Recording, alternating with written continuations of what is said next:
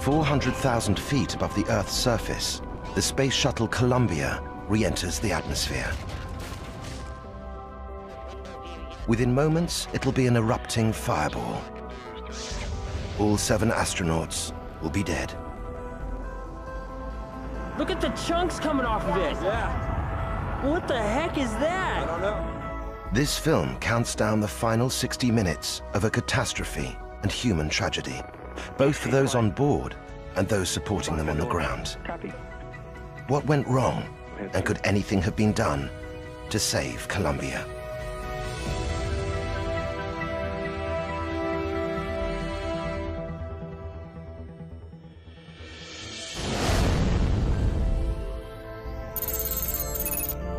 February the 1st, 2003.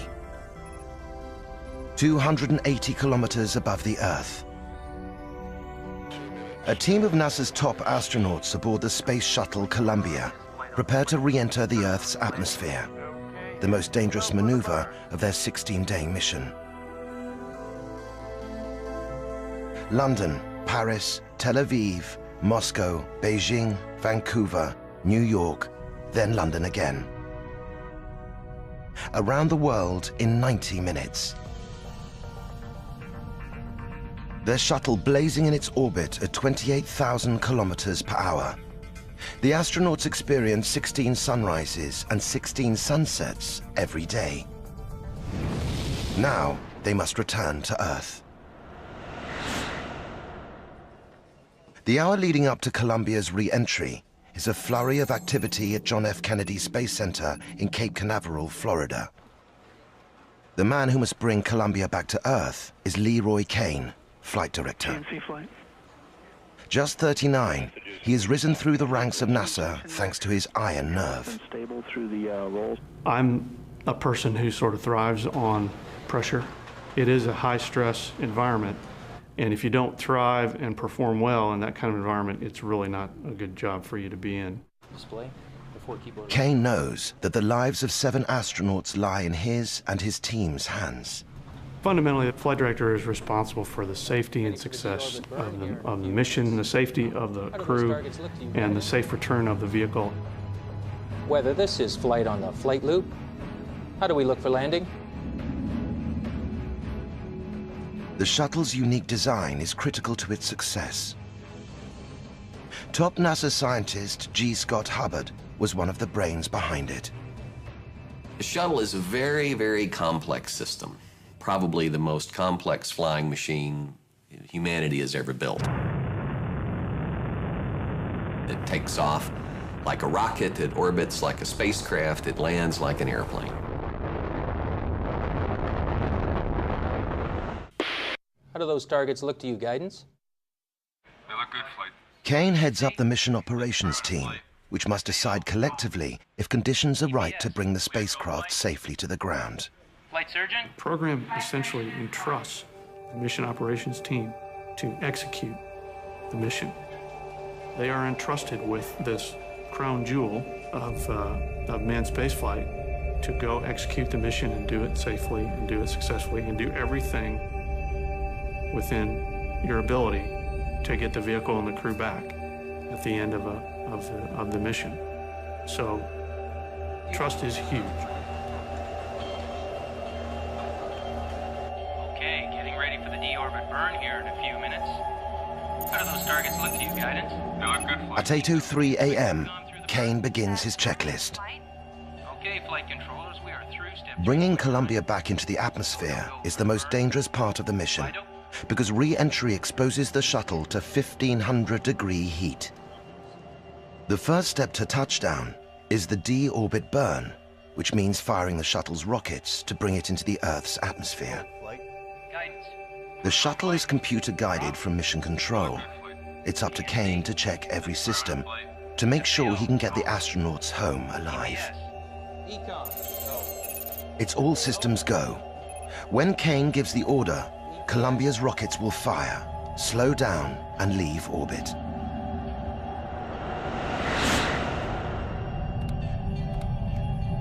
Columbia mission commander Rick Husband has dedicated his life to being an astronaut. He told the press his ambition began early. When I was 4 years old and the Mercury project first got started, I was in front of the TV for every one of the launches. And the whole time I was growing up, as long as I can remember, anytime anyone asked me what I wanted to be, it was, I want to be an astronaut.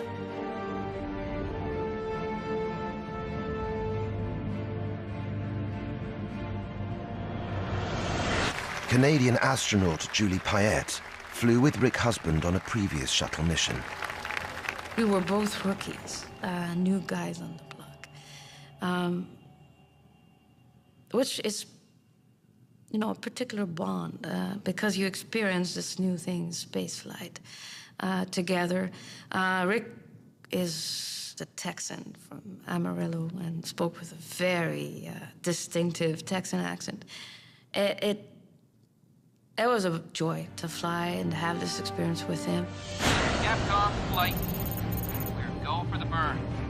They can perform the maneuver on time. Columbia, Houston, you're go for the burn and you can make the maneuver on time. Okay, Houston, go for the burn. How do we look for landing? Kane's team have never seen him flinch. Today, that'll change forever.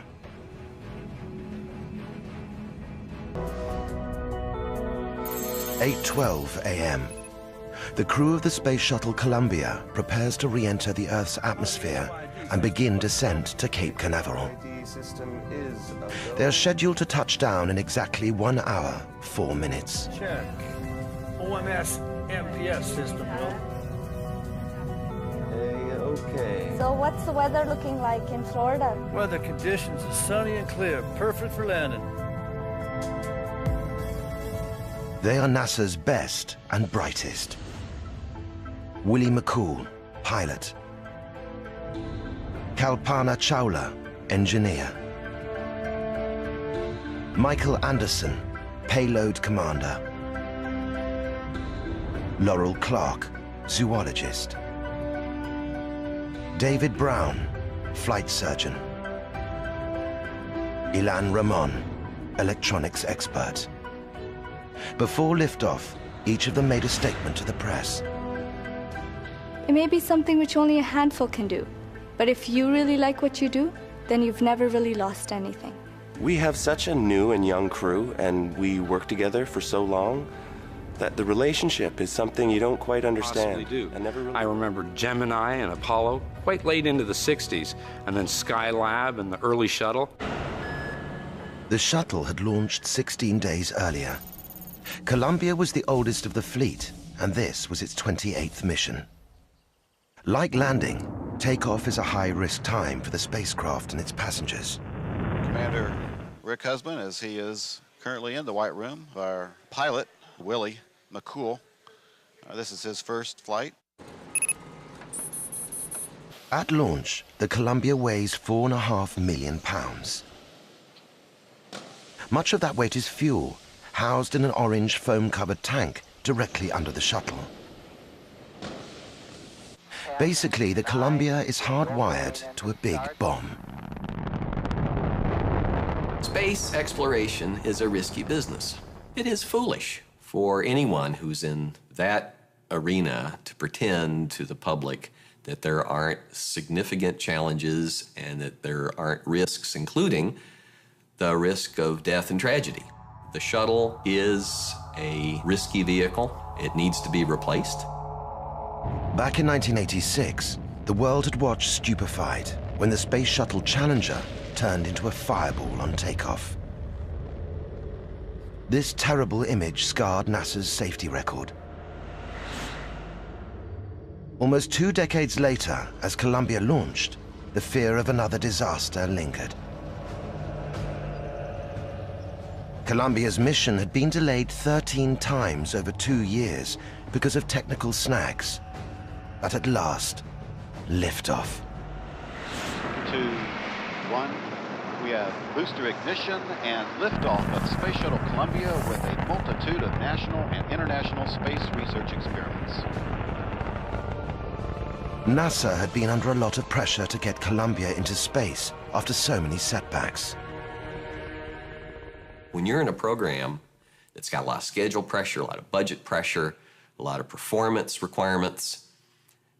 The tendency that grew up over time was for you to get launch fever. Let's just go ahead and get this thing done, okay? We got the right stuff. The seconds which follow liftoff are the most dangerous for the mission as the shuttle fights to escape the Earth's gravity. The Columbia launch appeared to be a textbook success. 8 minutes later, the shuttle separated from the fuel tank. Now converging, Columbia's onboard computers commanding the main engine nozzles to gently swivel, aiming the shuttle for a precise target in space for main engine. And they're getting ready to take a look outside the window. And the crew photographed the giant tank falling back to Earth. And we're looking at it through the overhead window. The shuttle was in orbit 300 kilometers above the Earth, racing at 28,000 kilometers per hour. For an astronaut, it's a breathtaking moment. The first free moment I have, I'm excited about just looking down at our planet and soaking it all in.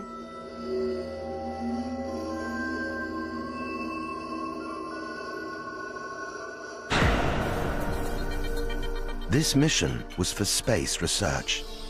The shuttle bay was fitted with a science lab to conduct experiments designed to help scientists learn about long-term survival in space. Where did we come from? Are we alone? Where are we going? What happens when a living system leaves the planet of origin, leaves this Earth? The experiments ranged from tests on animals, fish and ants, to the study of weightlessness. I think it is critical for understanding how life works to understand the role of gravity. And if we're ever going to take the probably 3-year trip to Mars with people, we have to learn a lot more about how you fix the problems that weightlessness creates. Despite all the training, nothing can prepare astronauts for the experience of zero gravity.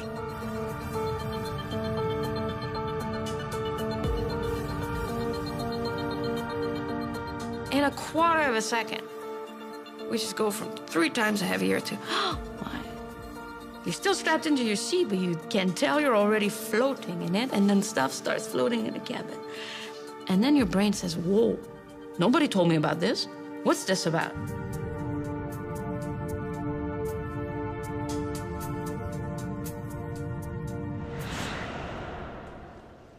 Take a look at this. One day after what had seemed a perfect launch, a team inspecting video footage discovered that a piece of foam cladding from the main fuel tank had come loose and hit the shuttle during liftoff. Whoa. Can you highlight it? Yeah, no problem. This was nothing new. The foam has to cover irregular areas on the surface of this external tank. It's a huge amount of acreage. I mean, you're covering hundreds and hundreds of square feet or square meters. The foam doesn't stick perfectly. And so every flight, literally every flight of the shuttle, some of it comes off. It was, in NASA speak, an in-family problem. Yeah. They called it popcorning, but this chunk was bigger than normal, the size of a 50-centimeter TV screen. It was clear from the video that the foam had hit the orbiter's left wing, but there had been foam hits before. No one was unduly worried. It was probably a day or not more than 2 days after we launched, and I had seen some video. At the time, I didn't know what it was. I didn't know if it was foam. I didn't know if it had impacted the wing. I knew that the engineering teams were off looking at it to determine whether it was something that we needed to be or should be concerned about. 8:20 a.m. The countdown for Columbia's re-entry to the atmosphere is well advanced. But though the foam hit's been known about for 2 weeks, there's a consequence neither crew nor ground control are even now aware of.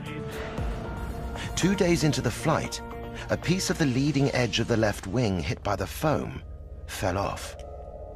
Unseen and unknown, there's a gaping hole in the shuttle's left wing. It went unnoticed at the time because from the command capsule on the Columbia, the crew could not see the wings.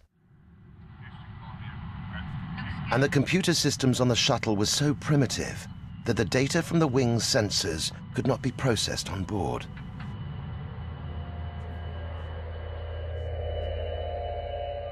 Unlike Star Trek or unlike a science fiction series, there is not aboard the shuttle some all-powerful computer that's analyzing thousands of inputs and telling the crew there's a problem. The shuttle is based in the technology of the late 60s and early 70s. The primitive computers that are on board compared to your laptop aren't hooked up to sensors, and even if they were, they're not capable of doing a lot of real-time analysis. The shuttle could easily orbit in space with an undetected hole in its wing, but it would not be able to return to the Earth's atmosphere. Blissfully unaware, the astronauts held a video conference with Earth and the International Space Station the day after the piece of wing fell off. Hey, Alpha, this is Columbia. How you doing over there? We're doing great. We're so glad to see you guys made it into orbit. Yeah, we're glad to be here too. And everybody's doing a great job, and I'm really excited to be able to talk to you guys. One space lab to another big old space lab.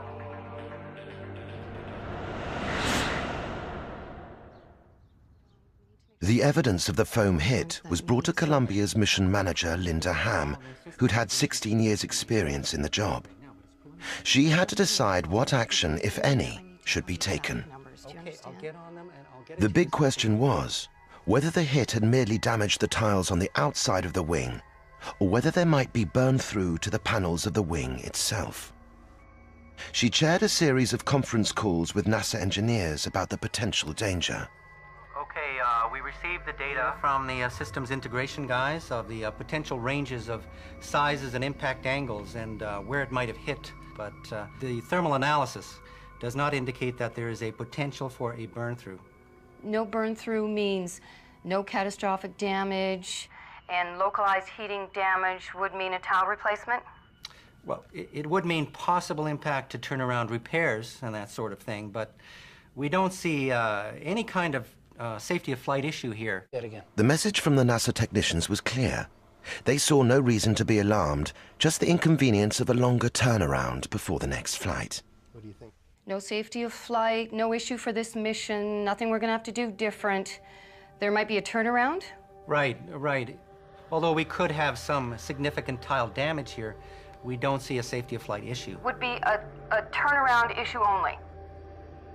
Right.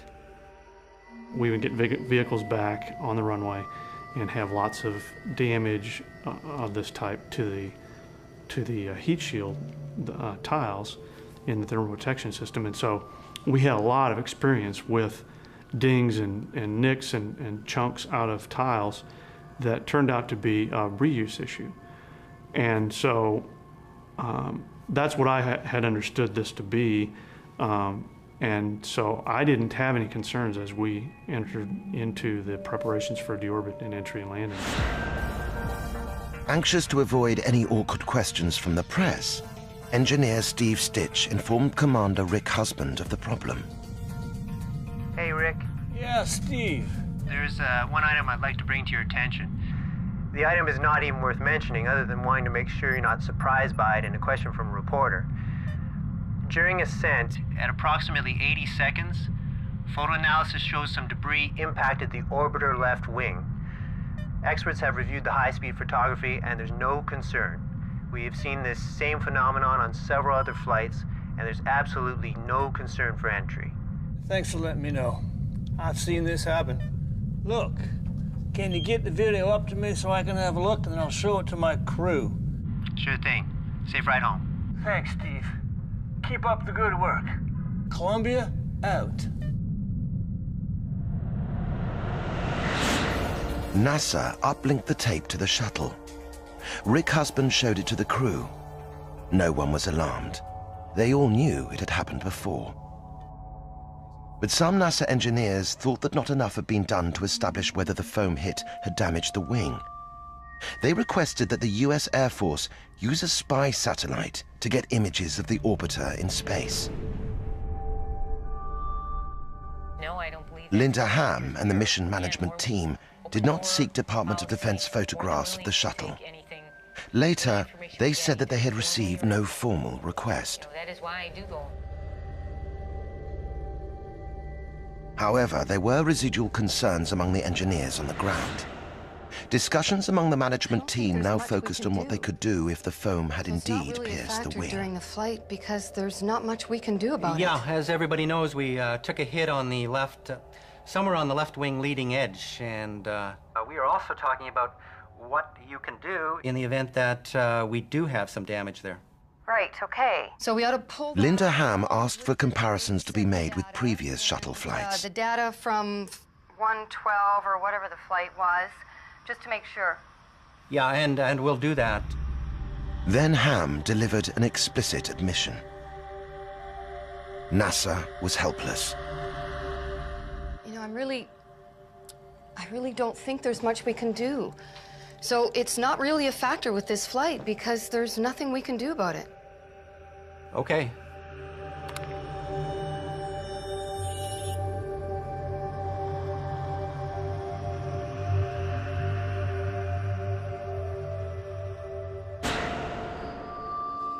NASA management had 5 separate meetings about the foam strike.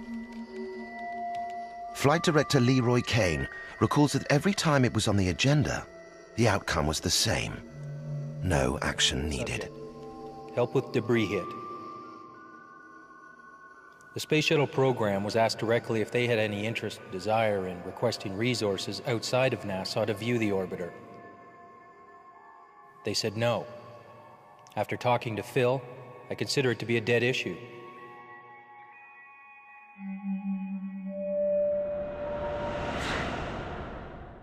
Two days before their scheduled return to Earth, Husband, McCool, and Chowla ran a complete simulation for re-entry. First, and then the RCS hot fire. Husband and his team were confident. The Columbia was technically ready for touchdown at Cape Canaveral at 9:16 on February the 1st. No one on board the shuttle or on Earth had any idea that there was a gaping hole in Columbia's left wing, and the astronauts were doomed. Just over half an hour from their scheduled touchdown, all systems seemed perfectly normal on the Space Shuttle Columbia.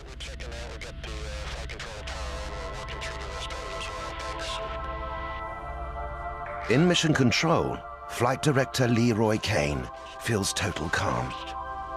It was right by the numbers, as I recall.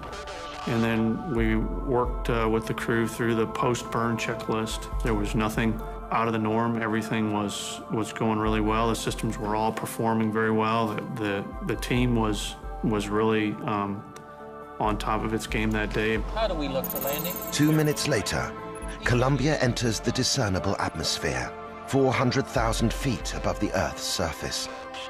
The utter cold of space gives way to intense heat on Columbia's hull.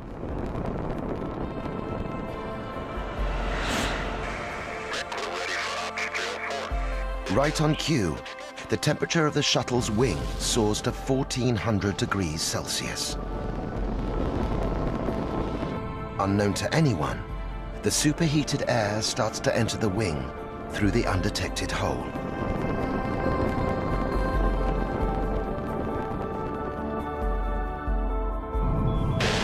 Rick Husband and Willie McCool start the re-entry procedure. It is completely computer-controlled.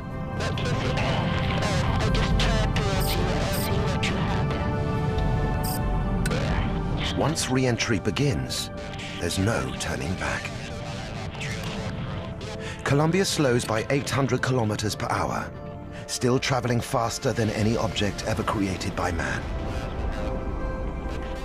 This is the danger zone, losing speed and catching air.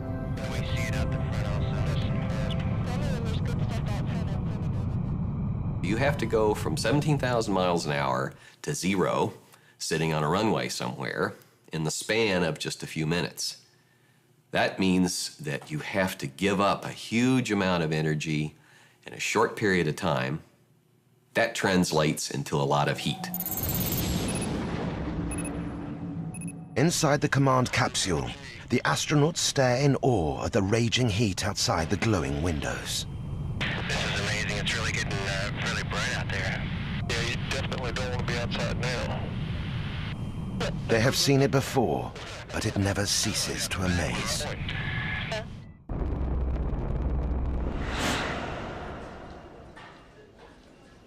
In mission control, the weather, not the wing, is on flight director Leroy Kane's mind. The winds are high at Cape Canaveral this morning. Kane's thinking about sending Columbia around for another orbit. At the last minute, he decides conditions are within the margin of safety.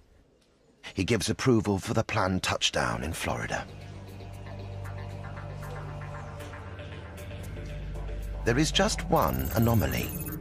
A sensor on the left wing shows the leading edge is 1,650 degrees, 500 degrees hotter than ever recorded on a shuttle re-entry. At mission control, technicians are puzzled by the unexplained temperatures. FYI, I've just lost 4 separate temperature transducers on the left-hand side of the vehicle. Hydraulic return temperatures, 2 of them in System 1 and 1 each in Systems 2 and 3. The mechanical systems officer called me and said that we were seeing indications of some temperature sensors that were off nominal, and they were sensors that were in the back of the wing near the control surfaces. These high temperatures are coming from the landing gear area of the left wing. If anything has gone wrong with the shuttle's landing gear, Leroy Kane knows the shuttle can't land. Well, that's not funny. 4 hide return temps? To the left outboard and inboard elevons.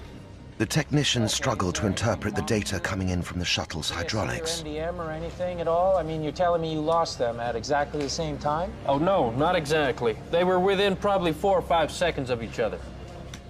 Where's that instrumentation located? They are located on the aft part of the left wing, right in front of the elevon. Copy. Kane tries to make sense of the temperature data coming from the left wing. There was no bus, no cable, no MDM, no single thing that was common to all of those measurements, except the fact that they were all in the left wing. That was the commonality, as it turns out. Right on schedule, the shuttle executes a computer-controlled roll to the right. The maneuver is designed to try to find some lift, which will help slow the shuttle down even more and cool her superheated outer skin.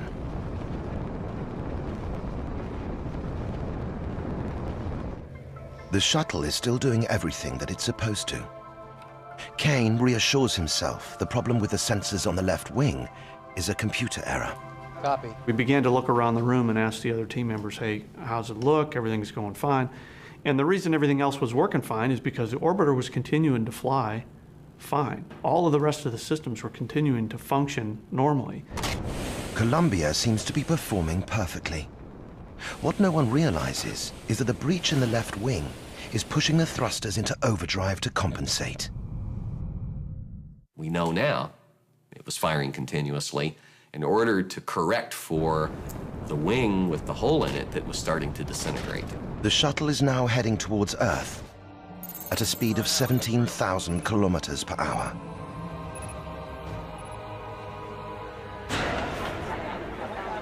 At mission control, Kane's team monitor the descent. Everything look good to you? Control and rates and everything is nominal, right? Control's been stable through the rolls we've gone through so far, Flight. We have good trims. I don't see anything out of the ordinary. All other indications for your hydraulic systems indications are good? They're all good. We've had good quantities all the way across. And the other temps are normal? They're all normal. Yes, sir. In the cockpit, the temperatures are still reading normal. Kane has nothing to tell the crew. If there's something we want the crew to do or need the crew to do, we give them the direction to do that. In this case, we didn't have anything figured out by the time we lost comm with the crew. Right on schedule, the computer kicks in once more, and Columbia executes a role reversal, another maneuver to slow the vessel's re-entry speed. And once again, the shuttle performs perfectly. Wing temperatures even begin to drop exactly as planned despite the damage. But readings on Columbia's hydraulic systems on the left wing are still going haywire. We see it out the front also. Max, tell me again which system's there for? That's all 3 hydraulic systems. These extreme readings present a puzzle no one has planned The for. left outboard elevon and 2 in the left inboard. Okay, I got you. And when you say you lost those, are you saying they went to 0 or off scale low? All 4 of them are off scale low. And they were staggered. They were, like I said, within seconds of each other. In Arizona, a group of shuttle watchers get up early to take home videos of the famed Columbia. There's 7 people in that thing. Wow. Look at the chunks coming off of it. Yeah. What the heck is that? I don't know, but I see what you're saying. Ice, maybe? The crew on board Columbia are still totally unaware that there is any problem. They cannot see the disintegrating wing. The Columbia should now be visible to NASA tracking stations, but there is no sign of it.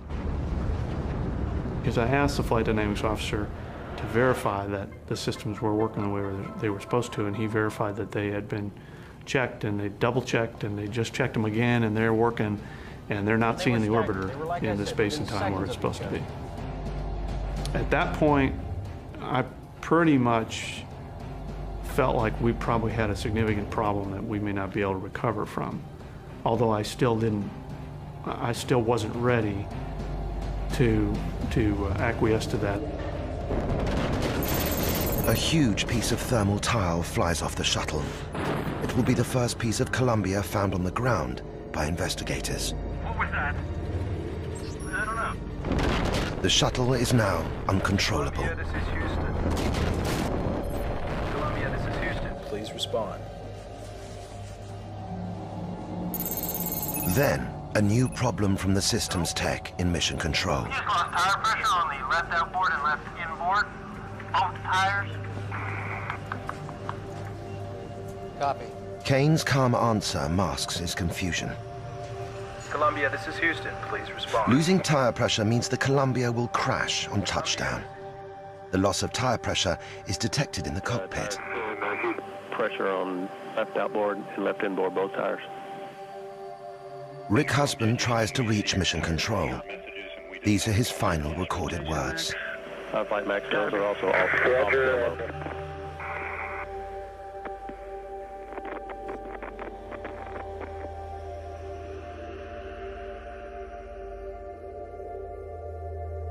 Columbia, this is Houston. Please respond.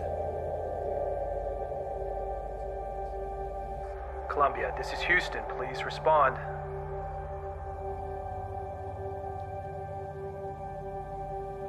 Flight, there's still no response from Columbia.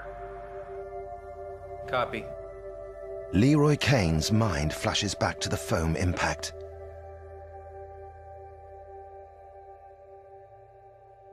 He knows the unthinkable has happened. That NASA has made mistakes that have cost lives. I can probably even show you, if you have the mission control video, where that thought was going through my mind. Final, when are you expecting tracking? 1 minute to go, flight.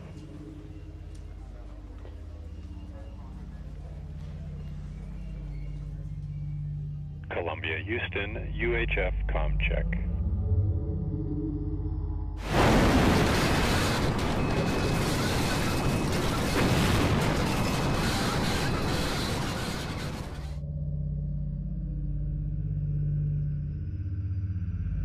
Columbia, Houston, UHF comm check.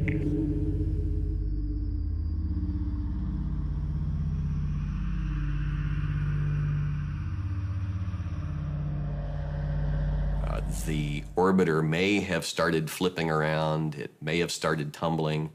We're not really sure. but it was not instantaneous. There was a period of time in there when the crew probably knew that the end was near.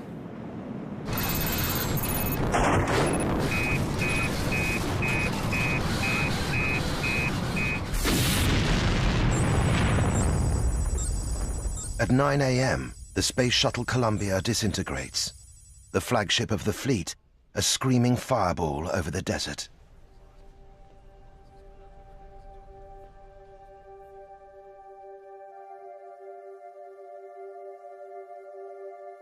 GC flight.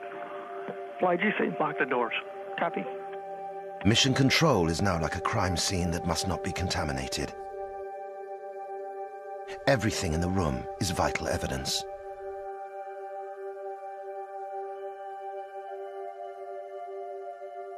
I just wanted to make sure that number one, folks understood that, again, stay focused on the task here. Let's stay within ourselves and stay within the system and keep doing what we know and understand how to do until we know more. And that's when I asked him to lock the doors. 7 men and women have died on Leroy Kane's watch. Marty, can you confirm that the DDMS folks in the Dallas area have been mobilized to the extent we're able to?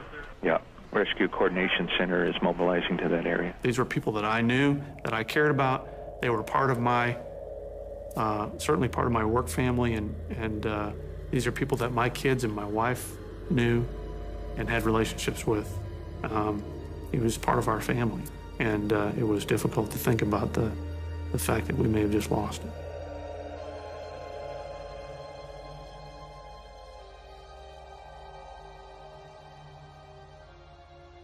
Dallas TV News shows home video of the disaster before NASA's computers positively confirm it. Now it's up to investigators to determine what went wrong and who is to blame.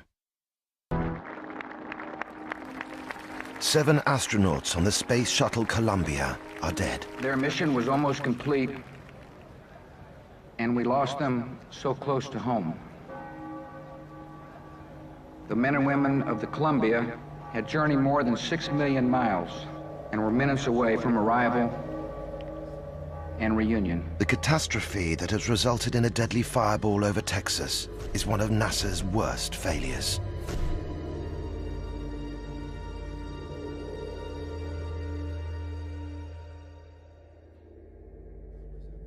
Hours after the disaster, NASA calls upon a retired Navy admiral with no axe to grind to conduct an inquiry. We are going to work with the NASA officials that are already... Hal Gaiman starts to pick through the evidence. The investigation centers around the issue of the foam hit. Could mere foam have caused such a devastating breach? After 5 months of debate and speculation, they rig up a test. 3, 2, 1, 0. We fired a 1.7-pound piece of foam at about 500 miles an hour at the lower part of panel number 8 that had been taken off one of the other orbiters. So it had a flight history just exactly, or as close as we could, to that of Columbia. We fired that piece of foam, and it blew a hole 16 inches in diameter. There was a audible gasp from the crowd. The astronauts who were with me, one of them said, "So this is what really happened." It was clear that the speed of the hit had transformed the lightweight foam into a deadly missile. At 82 seconds after launch, the shuttle is moving very fast, more than 2.5 times the speed of sound. When the foam fell off, it began to slow down because it is very light.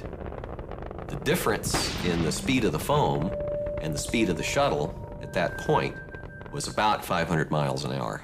So in a sense, the shuttle ran into the foam. There was now no doubt what caused the tragedy. Instead of a period behind our findings, we had an exclamation mark. When Gaiman's report came out, heads rolled at NASA.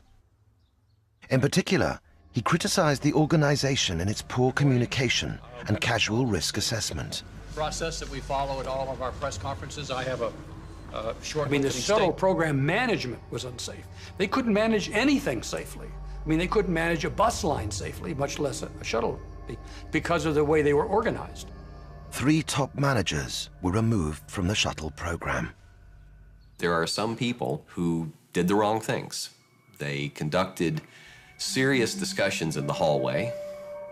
They didn't request detailed information. They made decisions based on flawed thinking. It didn't hurt me yesterday, it won't hurt me today. And those individuals now are no longer part of the program.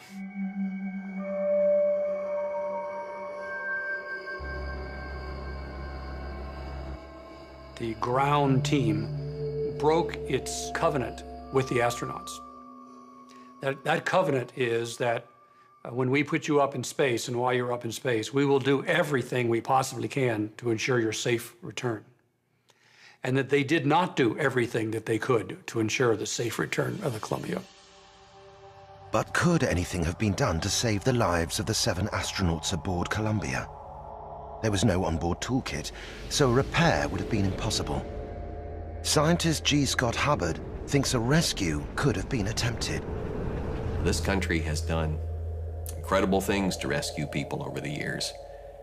It would undoubtedly have been a decision at the highest levels to pursue this, because what if the next orbiter had the same foam problem and on launch another hole was created? You would have to weigh a huge set of contingencies and problems and issues against each other. But the answer we came up with was, it is in principle possible for a rescue mission. Since the Columbia disaster, astronauts do mandatory spacewalks to inspect the shuttle's hull for damage, as well as a video inspection. If they find damage, there is now a toolbox aboard to fix basic problems. For the 7 aboard the Columbia on the 1st of February 2003, these reforms came too late. The whole time I was growing up, as long as I can remember, anytime anyone asked me what I wanted to be, it was, I want to be an astronaut. And when you talk to these people who are pretty old today, and you tell them that you're going to be in space, they look at you as a dream that they could never have dreamed of. There's always the potential for something going wrong. You know, we try not to think about those things. Leroy Kane remains a top NASA flight operative. He believes that if he or the crew had known about the hole in the wing, it would have been worse. The end for the 7 astronauts was at least mercifully quick. The difference would have been that we on the ground and the crew on board would have known. And that, of course, would have been maybe even unbearable for some of us.